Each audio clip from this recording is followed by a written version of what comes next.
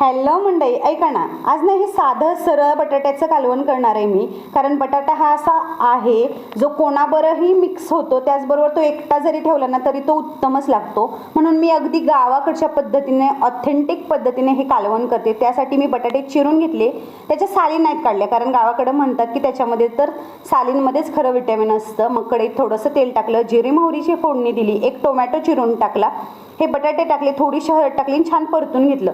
जे घरचं काळं तिखट, लाल तिखट किंवा इसूर म्हणतो ना आपण, तर तो टाकायचा. एक 7 ते 8 लसणाच्या पाकळ्या ठेचून टाकायच्या, शेंगदाण्याचा कूट टाकायचा आणि छान हलवून घ्यायचं. आता आपल्याला हे कालवण भाकरीबरोबर खायचं आहे, म्हणून जरा पातळ झालेलं चांगलं, कारण भाकरीबरोबर भाताबरोबर हे छान लागतं. म्हणून चवीपुरतं मीठ टाकायचं, कालवण शिजवून घ्यायचं आणि एकदम छान अशा दणदणीत उकळ्या मारायच्या. हे कालवण एकदम भारी तयार होतं, अगदी कशाबरोबर ही खा. तर आजच्यासाठी हा व्लॉग इथंच थांबवते. भेटूया नेक्स्ट व्लॉग.